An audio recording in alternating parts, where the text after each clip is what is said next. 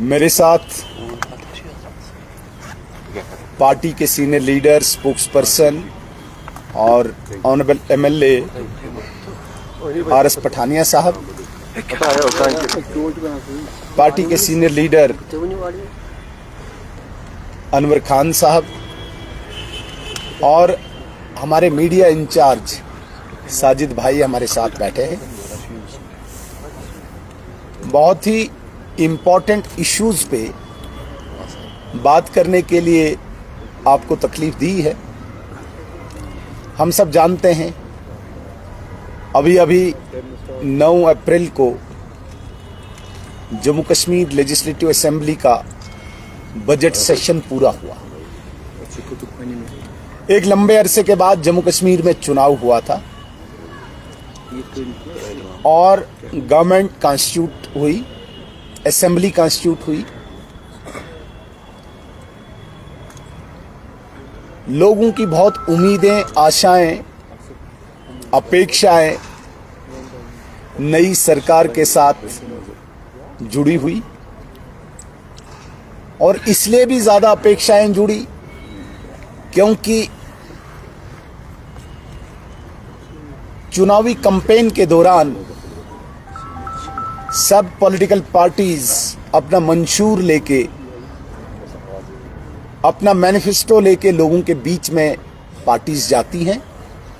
हम भी गए, इसमें कोई शक नहीं। नेशनल कॉन्फ्रेंस जो आज सरकार में है, उन्होंने भी अपने इलेक्शन कैंपेन के दौरान लोगों के बीच में अपना मंशूर जाहिर किया, अपना मैनिफेस्टो रखा, जिसमें उन्होंने बहुत बड़े बड़े वादे किए थे। उमर अब्दुल्ला साहब ने कहा था कि 200 यूनिट बिजली फ्री देंगे, 10 किलो राशन दे देंगे, 5 लाख नौकरियां दे देंगे, हर घर में गैस सिलेंडर दे देंगे। तो इस प्रकार के वादे करके जम्मू कश्मीर के लोगों को गुमराह करके मेजॉरिटी में सीट्स लाई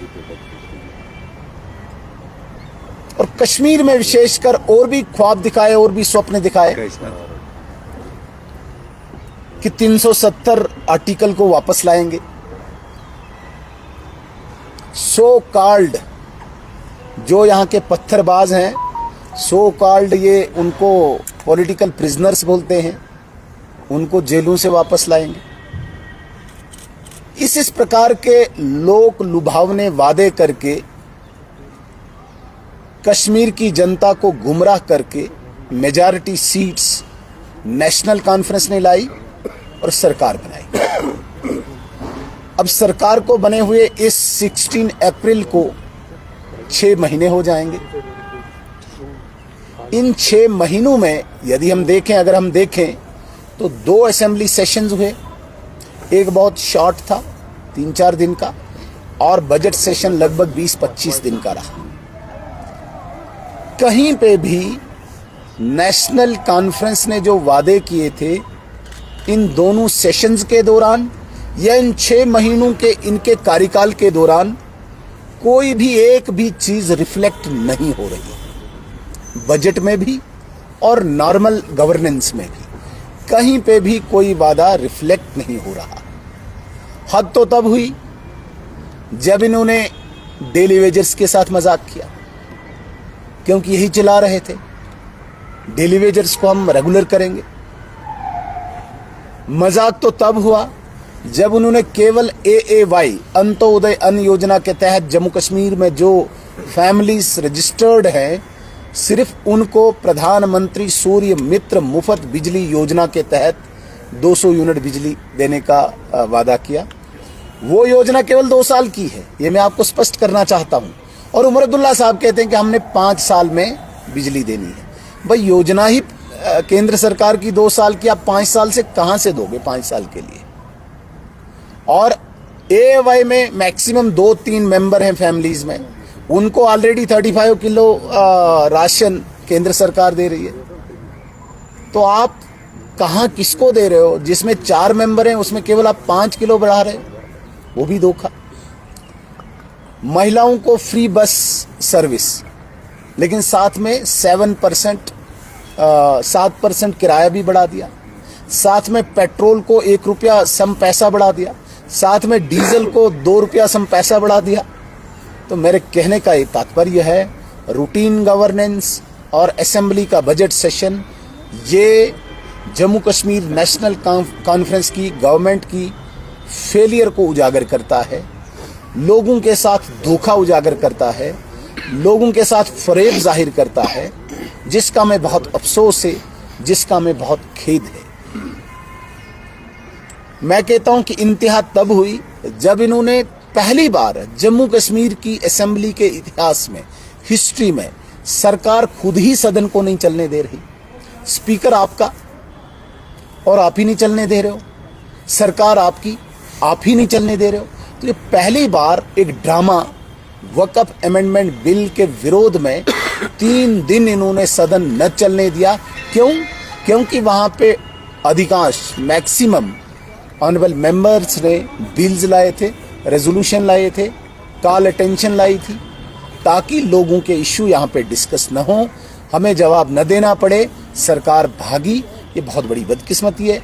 एक बात मैं आपके सब जितने भी यहाँ पे रिस्पेक्टेड जर्नलिस्ट्स हैं, आपके चैनल्स के माध्यम से मैं कश्मीर की जनता को स्पष्ट करना चाहता हूँ, भारत सरकार की जितनी भी योजनाएं हैं, जितनी भी इसमें इस वक्त लाभार्थियों की योजनाएं, स्कीम्स कहते हैं हम, वो बिल्कुल भी इफेक्ट नहीं होंगी, प्रभावित नहीं होंगी, चाहे सरकार किसी की भी हो। ये ऐसा न समझें कि सरकार इस वक्त उमर अब्दुल्ला साहब की है तो भारत सरकार उसमें कोई भी कोताही करेगी। जितने भी डेवलपमेंटल प्रोजेक्ट्स जम्मू कश्मीर में चल रहे हैं वो उसी गति से चलेंगे, उसी स्पीड से चलेंगे, उसी फंडिंग से चलेंगे। और इसके अतिरिक्त जितनी भी स्कीम्स, आप प्रधानमंत्री आवास योजना की बात कीजिए, किसी भी चीज की आप बात कीजिए, आप आयुष्मान भारत की बात कीजिए, किसी भी स्कीम में कोई भी प्रभाव नहीं पड़ेगा irrespective of any government in J&K। इसलिए जो जम्मू कश्मीर की सरकार लोगों को दोबारा से गुमराह करने की कोशिश करती है, मैं आपके चैनल्स के माध्यम से स्पष्ट करना चाहता हूं, कोई इसमें कोताही नहीं होगी। लेकिन एक चीज पे कोई कंप्रोमाइज नहीं होगा। हमने कहा है इस आतंकवाद को, अलगाववाद को, पत्थरबाजी को जब तक न हम वाइप्ड आउट करेंगे तब तक हम भी सांस नहीं लेंगे। पूर्णता यहाँ पे शांति स्थापित नहीं होगी तब तक यहाँ पे कोई कंप्रोमाइज नहीं होगा। मैं आपका ध्यान थोड़ा सा पीछे लेना चाहूँगा। यहाँ पे जब नेशनल कॉन्फ्रेंस की गवर्नमेंट थी, आपने देखा होगा यहाँ पे स्कूल जले, यहाँ पे हॉस्पिटल्स जले, यहाँ पे गवर्नमेंट एस्टेब्लिशमेंट की जितनी बिल्डिंग्स थी वो जले। वो कब जले? जब यहाँ पे नेशनल कॉन्फ्रेंस की गवर्नमेंट थी। नेशनल कॉन्फ्रेंस एक बहुत बड़ी बात असेंबली में भी कहती है और बाहर भी कहती है कि उनके 10,000 वर्कर्स मारे गए, बोलते हैं ना। तो कब मारे गए नेशनल कॉन्फ्रेंस के वर्कर्स? तब मारे गए जब फारूक अब्दुल्ला साहब और उमर अब्दुल्ला साहब के पास होम डिपार्टमेंट था। जब से भारत सरकार ने यहाँ की कानून व्यवस्था अपने हाथ में ली, एक भी नेशनल कॉन्फ्रेंस का वर्कर यहाँ मारा नहीं गया। तो ये क्या जाहिर करता है? तब क्यों मारे जाते थे? क्या आपकी कोताही थी या आपकी कोई मिली भगत थी उन मारने वालों के साथ? क्यों मारे जाते थे आपके वर्कर? क्यों मारे जाते थे? या तो आप खुली छूट देते थे, मिली भगत थी। आज क्यों नहीं? आज आपके वर्कर सुरक्षित क्यों हैं? क्यों? क्योंकि अमित शाह जी के हाथ में आपके वर्कर की सुरक्षा का जिम्मा है। इसलिए जो 10,000 काउंट आप कर रहे हो कि हमारे वर्कर मारे गए, वो तब मारे गए जब आप ही जिम्मेदार थे। आज अमित शाह साहब के हाथ में यहाँ की सुरक्षा की जिम्मेदारी है, इसलिए आपके वर्कर सुरक्षित है। एक बात और मैं स्पष्ट करना चाहता हूं, बड़ी बदकिस्मती है, नेशनल कॉन्फ्रेंस स्टेटहुड की बात करती है। स्टेटहुड हमारा नैरेटिव है, स्टेटहुड हमारा वादा है, भारतीय जनता पार्टी का वादा है। आप कहां यहां आ गए? आप ढूंढो भाई, आपने सिलेंडर देने हैं, बिजली देनी है, राशन देना है, एम्प्लॉयमेंट देनी है। आपने तो कहा है 5 लाख एम्प्लॉयमेंट देंगे, 5 लाख रोजगार देंगे। 5 लाख रोजगार का मतलब है एक साल में 1 लाख, 5 साल है ना आपके पास, एक साल में 1 लाख का मतलब है 6 महीने में 50,000 सरकारी नौकरियां। मुझे बताइए 6 महीने हो गए, 50,000 कहाँ है नौकरियां? एक नौकरी जो नेशनल कॉन्फ्रेंस के बहुत बड़े लीडर के भतीजे को आपने लगाया बैकडोर करके, उस नौकरी के अलावा आम गरीब के बच्चे के लिए कहाँ है? बताइए मुझे। तो मेरे कहने का मतलब है इस हालात के जिम्मेदार नेशनल कॉन्फ्रेंस है। और आज जो हालात सुधरे हैं, आज यहाँ पे कोई हड़ताल नहीं है, आज यहाँ पे कोई कैलेंडर नहीं है, आज यहाँ पे कोई पत्थरबाजी नहीं है, आज यहाँ पे गरीब पेरेंट्स खुशी से अपने बच्चे को स्कूल भेजता है। वरना यहाँ पे सब अमीरों और बड़े बड़े पॉलिटिशियंस के बच्चे बेंगलोर, मुंबई या अब्रॉड वहां पढ़ते थे, गरीब के बच्चे हड़ताल के कारण स्कूल नहीं जा पाते थे। दूर की बात क्यों जाते हो आप? यहाँ पे डाउनटाउन जाइए, डाउनटाउन को बताइए, डाउनटाउन के लोगों को पिछले 15-20 साल आपको दुकान खोलने का कभी मौका मिला? नहीं मिला। आज जब से अमित शाह और नरेंद्र मोदी जी के हाथ में यहाँ की सुरक्षा का जिम्मा है, डाउनटाउन आज फल फूल रहा है। आज वहां पे स्कूल खुल रहे हैं, आज वहां पे बिजनेस एस्टेब्लिशमेंट फ्लोरिश हो रहा है। ये क्यों?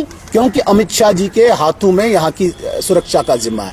जब आपके पास होम डिपार्टमेंट था तब डाउनटाउन क्लोज होता था, तब यहाँ पे पत्थरबाजी होती थी, तब कोई स्कूल नहीं खुलता था, तब कोई दुकान नहीं खुलता था। यासीन मलिक बाहर था, मैसूमा बंद रहता था। आप जरा रिकॉर्ड निकालिए, जब तक यासीन मलिक बाहर था मैसूमा में एक भी दुकान नहीं खुली, हड़ताल। उसको उसकी जगह पहुंचाया गया, आज मैसूमा फ्लोरिश हो रहा है, आज वहां की दुकानें फल फूल रही है, आज वहां का बिजनेस फल फूल रहा है। तो ये क्या दर्शाता है?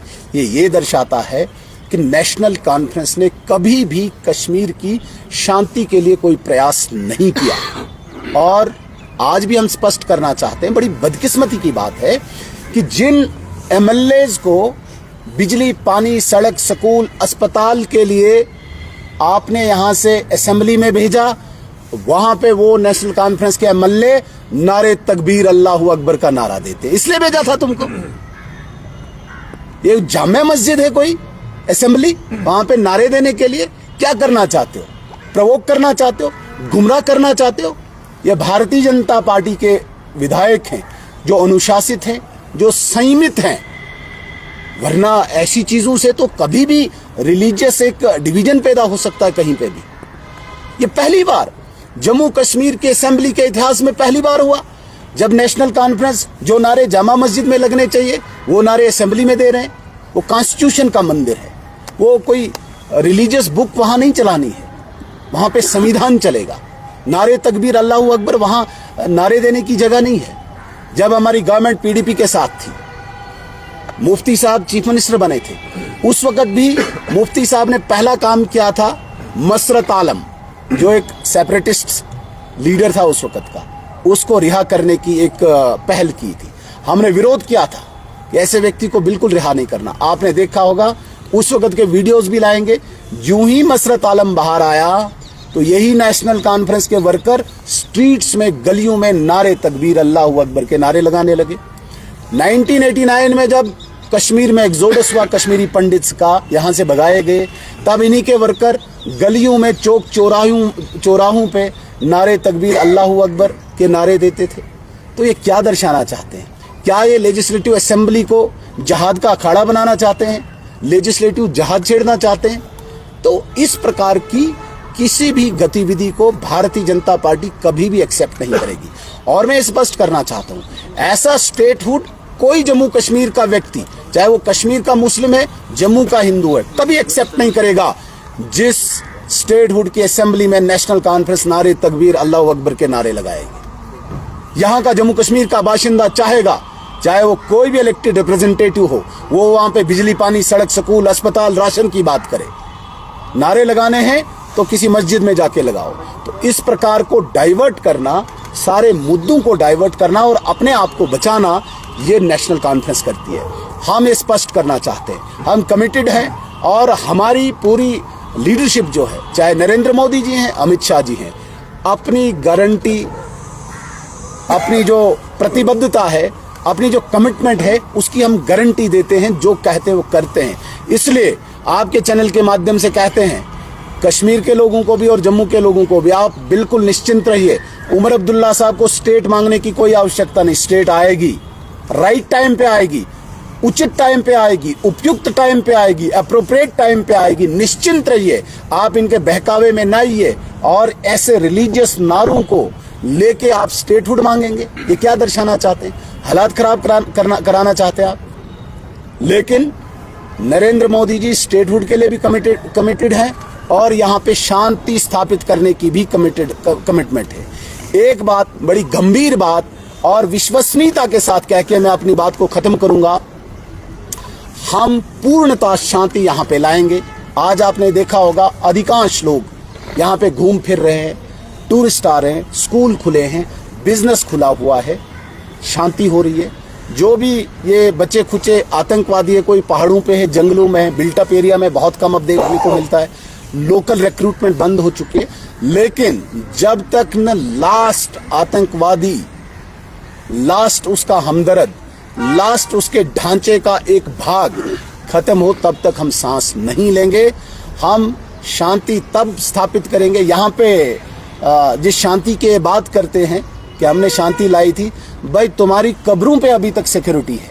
भारतीय जनता पार्टी ये वादा करती है कि जम्मू कश्मीर में ऐसी शांति होगी, कब्रों से भी सुरक्षा हटाई जाएगी। उसको हम शांति मानेंगे।